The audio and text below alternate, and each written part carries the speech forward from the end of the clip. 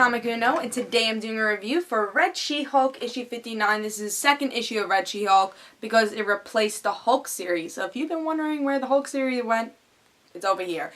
They just replaced Red She-Hulk with Hulk. I mean, it replaced Hulk with Red She-Hulk. So, yeah.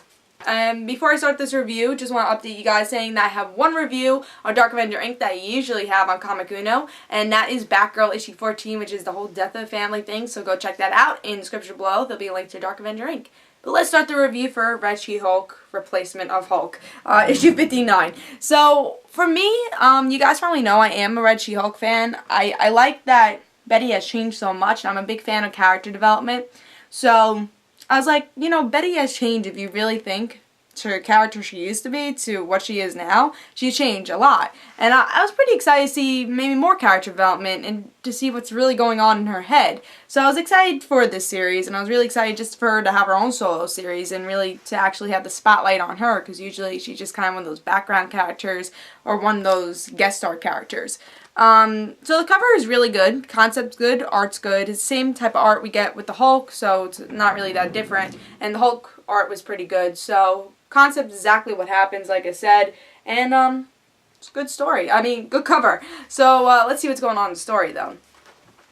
So in this issue, we get to see the aftermath of Red She-Hulk killing people at this government experiment. Yes, the government experiment wasn't the best, and, you know, Red She-Hulk was right. She just kind of didn't do it in the right way. So now the Avengers want to put her under arrest. She runs away. And now in the end of the story, she goes into a bridge. And the Avengers have to stop her from destroying the bridge, which she already did.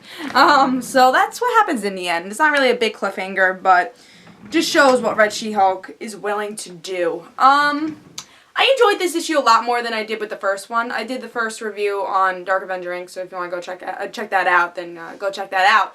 But I enjoyed this more than the first issue. I didn't really enjoy the first issue, and I was really disappointed because this government story, I'm not a big fan of government stories, and it just wasn't that interesting to me. But I'm like, alright, let me give Red She-Hulk another chance. You know, I probably will pick up a couple more issues to see if if the story changes and if I enjoy it more.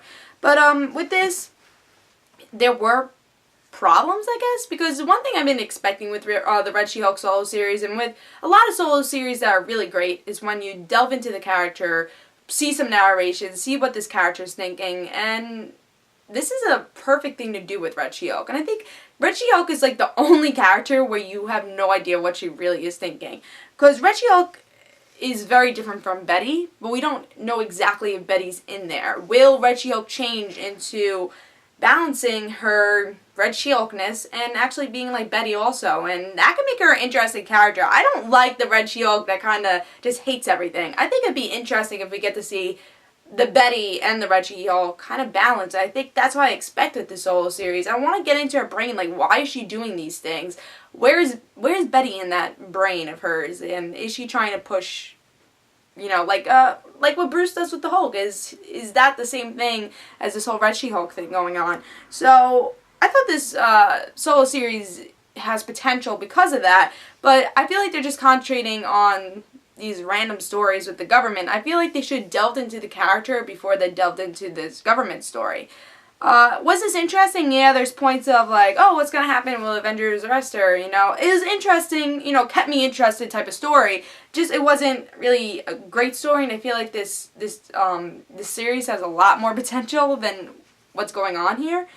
So I'm gonna keep reading. I definitely will. I thought this was an okay issue. I definitely thought it was better than the last issue.